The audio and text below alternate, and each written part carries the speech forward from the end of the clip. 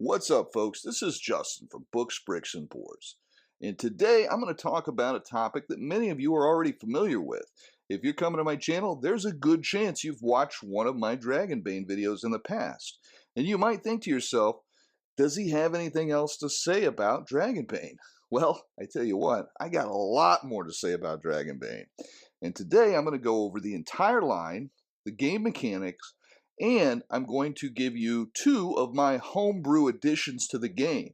So without further ado, let's get into it. If you're enjoying the content, please be sure to like, share, comment, and subscribe. If you like today's video, check out my other Dragonbane content on this channel. There's a new playlist devoted specifically to this game. If you want to support the channel financially, consider a membership, which provides early access and exclusive membership perks. Last but not least, if you're looking for the camaraderie of an amazing group of gamers, I think they're talking about us. to talk, share, or even play games, check out the Discord server. Link in the description. What is Dragonbane? For those unfamiliar, Dragonbane is an updated version of the 1982 Drakar och Demoner, translated to English by our Swedish friends at Free League. Swede.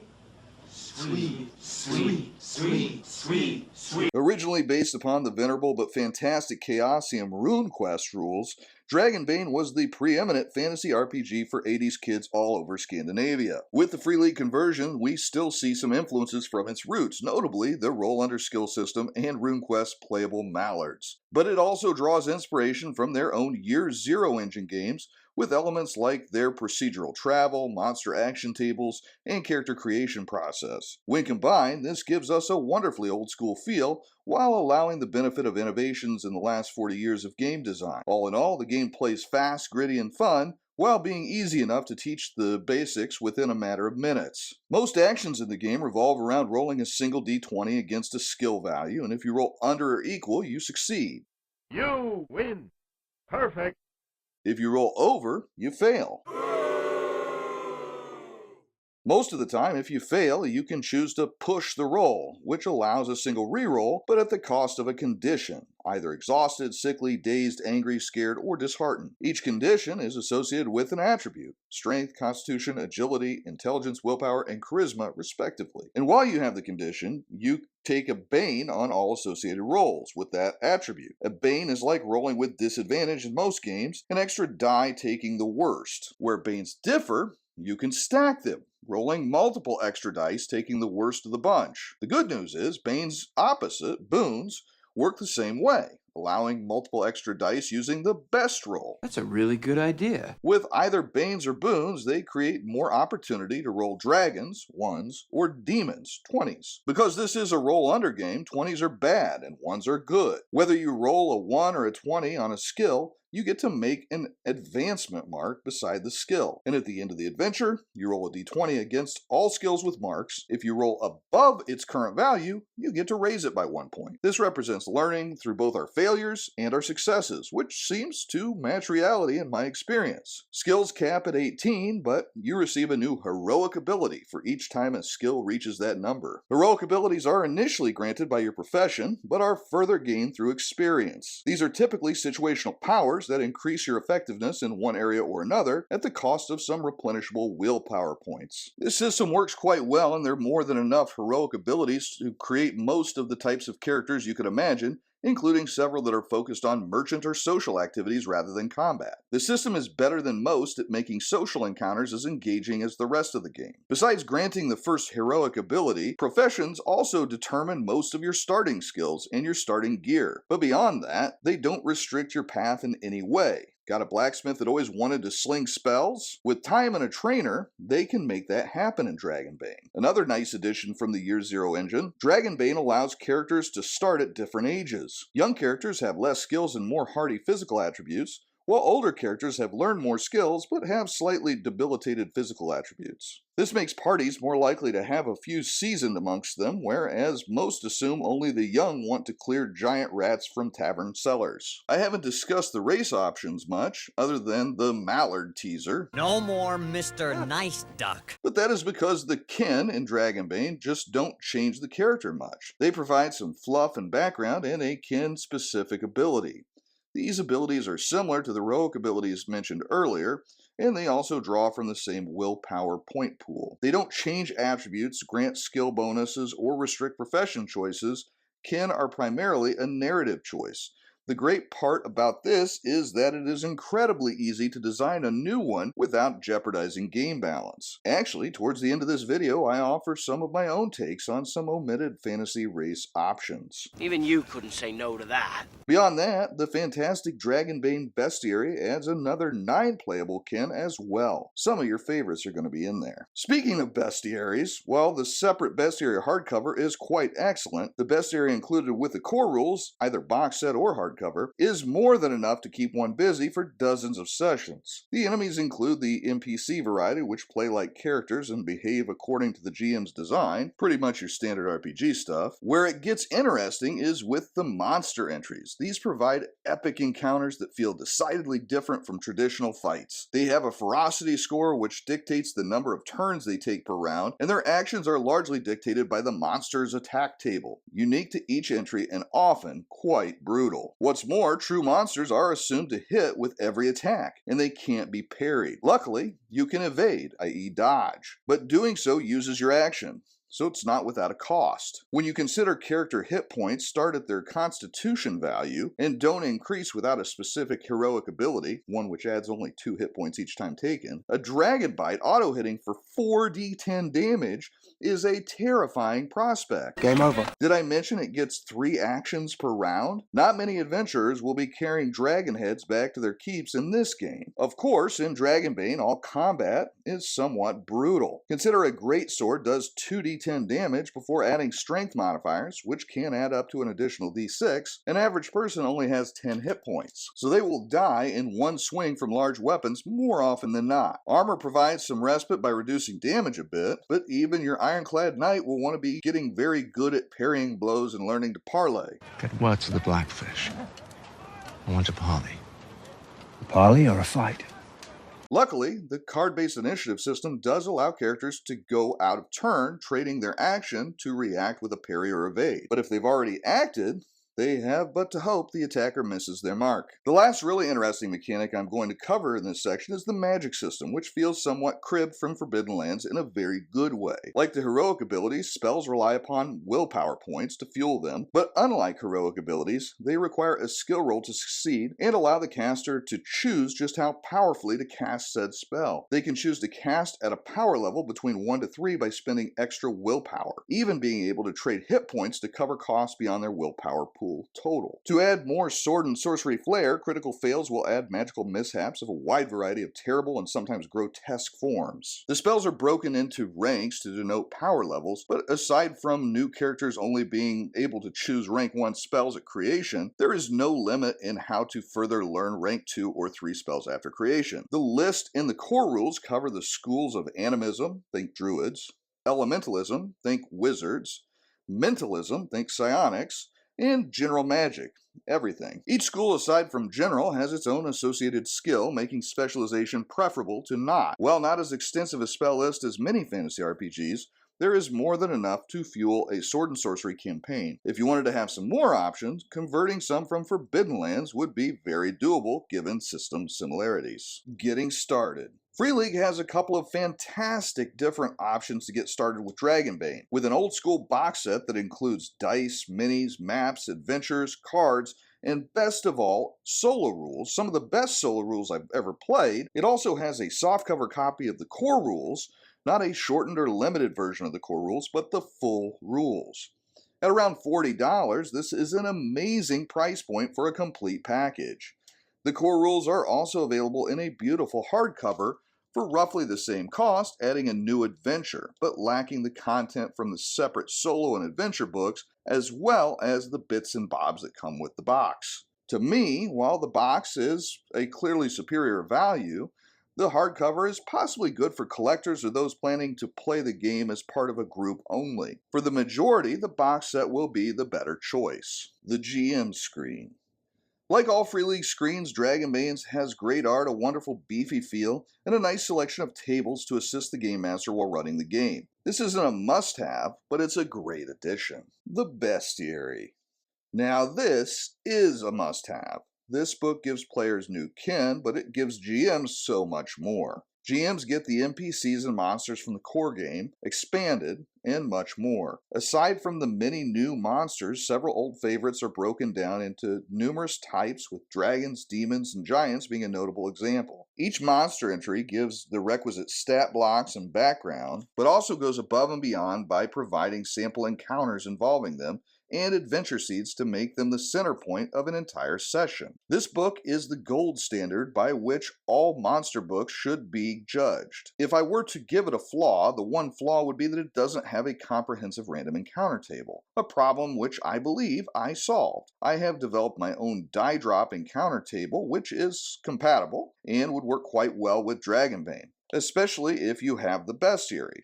Why wouldn't you? If you want a free copy, just hop on my Discord and check out the Resources tab. Link to the Discord is in the description of the video. Called to the Green.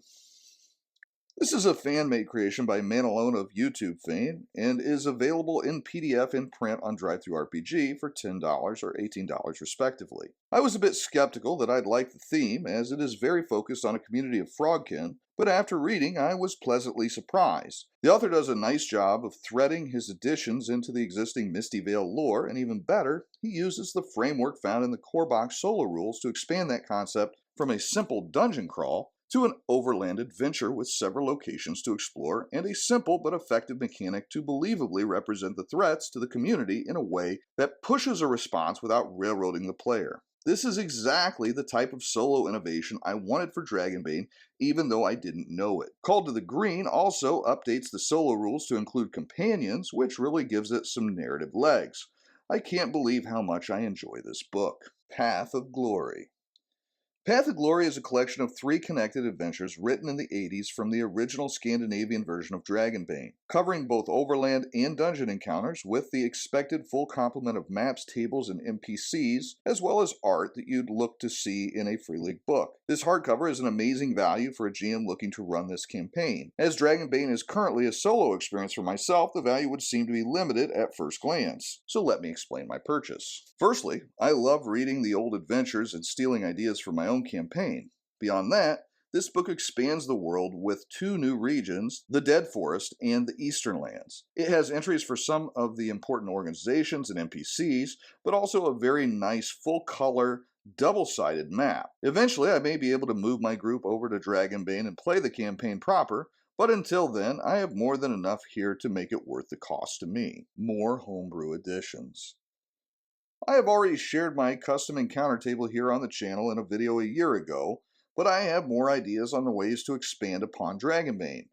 For one, this system is a great option to play old TSR era settings, but it lacks some of the kin options that I would be looking for. Let's fix that, starting with the half-elf. I like the idea from early fiction that half-elves would be adept at relating to others, as they have lived with a foot in the world of the men and a foot in the world of the elves. So let's make their ability a foot in both worlds, which for 3 willpower points will allow them a boon on bartering, bluffing, performance, and persuasion rolls. They're just so darn likable. Sticking with elvish backgrounds, let's give the iconic Dark Elf a go. This is a little tougher as they have so many abilities and some can seriously tip the balance. I want to rule out magic resistance, levitation, and dark vision immediately, as 2 of those are constant and the other just doesn't seem to capture the essence. I consider their globe of darkness, but without the dark vision, what's the point? No, I think we have a better option with the ability to illuminate an enemy, making them easier to hit. I'm calling this Flames of the Fae, giving a boon on all attacks against an opponent on your next round at the cost of 3 willpower points. Because this seems powerful, compared to some of the kin abilities at least, let's give them an appropriate drawback as well. We'll call this Mistrust, and provide a bane on all barter and persuasion rolls targeting strangers. Let the GM decide when the NPC is no longer a stranger. For good measure, let's do one more, a non-elf kin. Gnomes are somewhat popular, so that will be our final homebrew kin. To really capture the spirit of this fantasy trope and an ability that's activated, I think we need to focus on their tendency to build wondrous contraptions. That said, to be consistent with other kin abilities, it should be of a fleeting nature and also not infringe upon the crafting skill. How about resourceful? For 3 willpower points, a gnome can use a broken weapon or item as if it were not broken. At the end of the encounter or shift, the item breaks beyond repair. As I just showed with these 3 sample examples, it is exceedingly easy to add kin to the core Dragonbane game. And while they may not be suitable for the Misty Vale, who said you couldn't run Dragonbane in Krynn, Orth, Toril, or any of the other settings that you desired? Dark Sun could be done with a little work. Dragonbane already has psionics after all, mentalism, and the gritty gameplay does match the fluff better than AD&D did. Don't presume Dragonbane must be in the Misty Vale. This system is flexible. The good and the bad. First, the good. Number 1, incredible system. The Dragonbane mechanics handle sword and sorcery, gritty, fast-playing, Conan, Fafhrd and the Grey Mouser style play exceedingly well. This game will be very easy to learn and teach, and it's got enough depth and enough strategic choices to keep your players engaged at the table.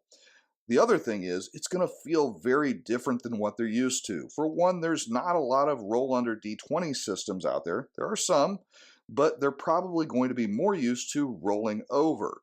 Another thing is, everything is just a little bit off about this compared to what the norm is. The professions, which are the closest thing to classes in this game, don't have a huge impact on the player. Neither do the kin. Really, it's more going to be about their choices, and that gives this a decidedly old school feel at the table, and I love it. Number 2, high quality.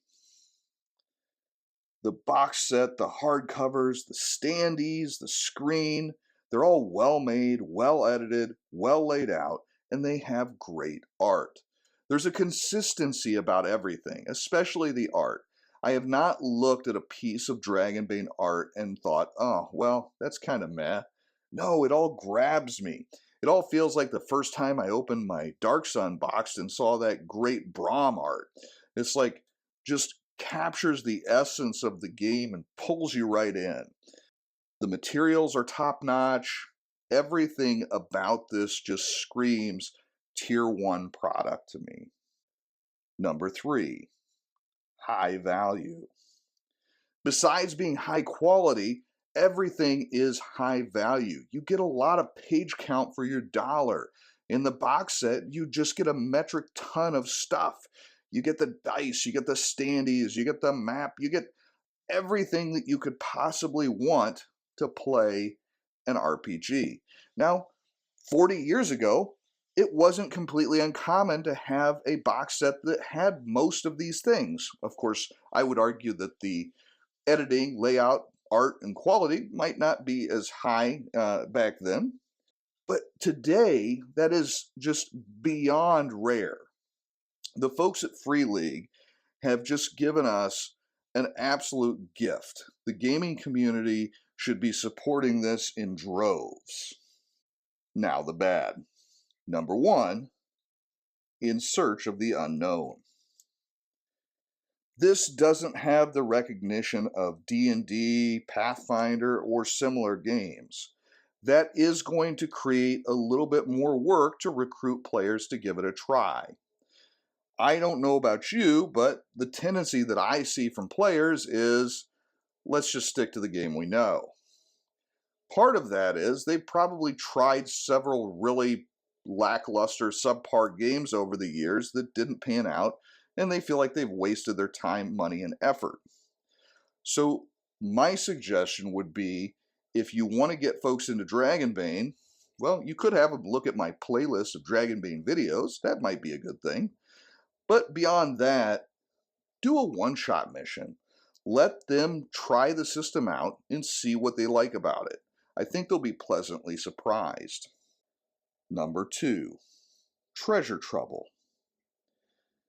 There are very limited details on magical items in Dragonbane, and I know for some that is going to be a major issue. These are not as important in Dragonbane as they would be in D&D, as most of the game is revolved around skill checks and it's got a very bounded difficulty, so you don't really need a lot of modifiers. Probably for most magical items, if I was going to create one, it might offer a boon on a specific type of roll on a limited basis. That's about it. For example, the master-crafted items in Dragonbane simply lower the strength requirement and increase the durability of the item. It isn't about the mechanical effect. I think that you'll find, with a little bit of creativity, you can come up with some really great ideas for treasure in Dragonbane. Number 3, slow release schedule. Now, for many of you, this is going to be a con, but there will be some that say, hey, this is a pro, I don't have to buy 5 books a year. That said, there isn't a ton of material coming down the pipeline for Dragonbane so far. You get probably about 1 release every 6 to 8 months, and that's going to be it. If that release doesn't appeal to you, you got a long time to wait until you get the next one. That said, I would take this over the warmed over, soulless product that bigger producers put out there on a regular basis any day. Free League has their way of doing business, and it does involve a slower release schedule. You just got to be okay with that going into this game. Summary. This is my 5th video covering Dragonbane, with 2 solo plays and 3 videos exploring the game and its product line. With so few releases, why then do I return to the subject? It is as if Dragonbane were designed specifically to hit my RPG sweet spots, and it couldn't have been done much better for that purpose. It evokes the sword and sorcery style like Dungeon Crawl classics, but it plays smoother and faster. It provides the dedicated solo experience of Ironsworn, but without the abstraction. It gives me the exploration mechanics of Forbidden Lands, but with less bookkeeping. It gives me the hackability of Savage Worlds, but with a more familiar resolution mechanic, albeit flipped upside down. When you look at the game as a whole, it is a real marvel of simplicity and depth, with enough to enjoy for years without the backing of a billion-dollar toy company. Those are my thoughts, but I'd love to hear yours. Have you given Dragonbane a shot? If not, did my videos sway you one way or the other? Have you tried my encounter table? Will you try my suggested kin options? Tell me about it in the comments. Legendary D20 members. Look at these absolute legends. Keith Simon, Dangar the Mighty, Joke, Blue Rose Lion, and Mike the Hammer. Special thanks to Acine Dean and I Am Not Tim. Thank you for your support in helping me make this content. It is appreciated. Coming soon. Next week, I will be starting my series on the original Dungeons & Dragons game, as created by Gary Gygax and Dave Arneson. My plan is to cover all 7 books, plus the chainmail rules that inspired it. As with my previous Building with Beckme series, these videos will depend upon your support to get done. The better they perform, the quicker I will work to get them done. As before, I will combine conversation about the history of the products with the actual products and how they play. It should be a lot of fun, and you may just learn where some of your favorite aspects of D&D were added to the game. That said, please make sure to share them with any individuals or groups that would enjoy that type of content. Beyond that, I also have a review copy of Tales of Argosa on the way, and a copy of Advanced Tiny Dungeon in the mail as well. Beyond that, I also plan to do a comprehensive video on the 4 Savage Worlds Adventure Edition companion books. So stay tuned to Books, Bricks, and Boards for more gaming goodness. Until next time, this has been Justin from Books, Bricks, and Boards. Good gaming, and God bless.